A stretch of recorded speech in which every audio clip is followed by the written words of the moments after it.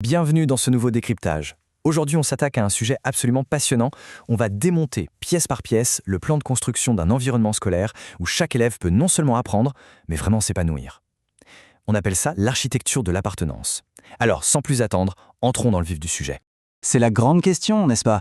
Traditionnellement, on a toujours eu tendance à se focaliser sur les notes, les examens, bref, la performance pure. Mais si on gratte un peu sous la surface, on réalise qu'il y a des fondations totalement invisibles. Il existe un véritable pilier caché, une structure émotionnelle qui va dicter la capacité d'un élève à retenir ce qu'on lui enseigne. Et ce pilier, c'est tout simplement le sentiment d'avoir sa place.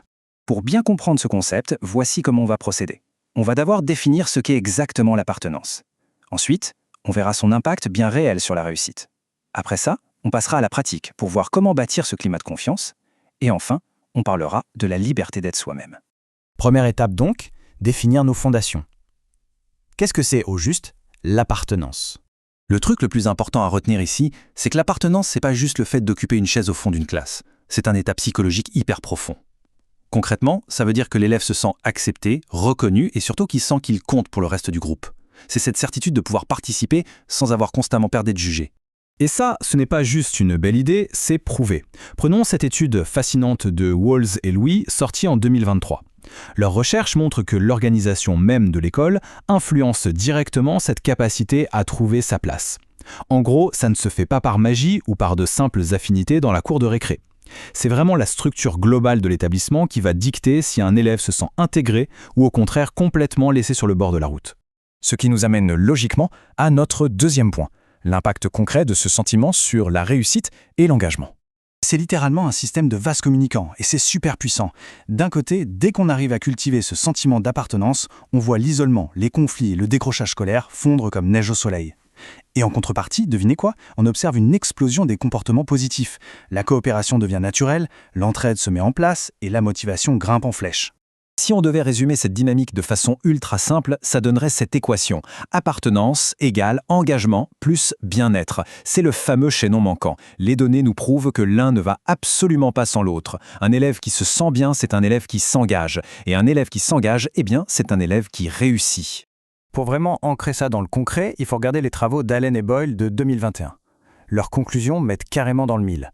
Il y a un chevauchement critique, indispensable entre le fait de se sentir à sa place et l'engagement scolaire. Il valide noir sur blanc que l'inclusion dicte les résultats finaux. Autrement dit, le bien-être n'est pas juste un bonus sympa à avoir, c'est vraiment le moteur indispensable de la performance. Très bien, passons maintenant à la pratique avec notre troisième partie. Comment on fait concrètement pour bâtir ce climat de confiance et souder une classe? Le grand secret ici, c'est le timing. Vous le savez, on ne construit pas les fondations d'une maison une fois que le toit est posé. La documentation est super claire là-dessus. Ce travail de fond est 1000 fois plus efficace s'il est lancé dès les tout premiers jours de l'année scolaire. C'est vraiment à ce moment précis que le filet de sécurité doit être tendu. Alors, à quoi ressemble la boîte à outils des enseignants? Elle est hyper variée. Ça passe par des petits jeux de présentation pour briser la glace, bien sûr, mais aussi, et c'est génial, par la co-construction des règles de vie. Quand les élèves décident des règles ensemble, ils ne sont plus de simples locataires de leur classe, ils en deviennent des architectes.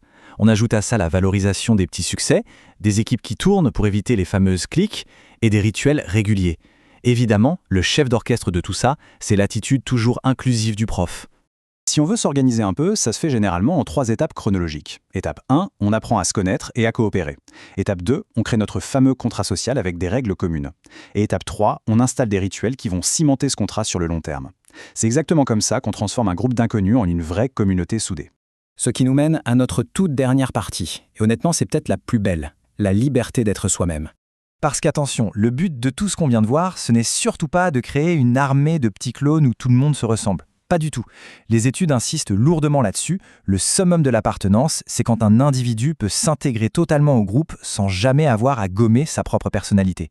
L'idée, c'est que chacun puisse faire tomber le masque et réaliser qu'il a une place absolument unique dans l'écosystème de la classe. Et ça, c'est merveilleusement bien résumé par l'équipe du chercheur Pedler dans une étude de 2023. Ils sont allés directement demander aux élèves comment, eux, définissaient l'appartenance. Et la réponse est frappante. Pour eux, ça passe avant tout par la reconnaissance de leur propre diversité. En fait, un élève se sent vraiment à sa place uniquement quand le système valorise ce qui le rend différent.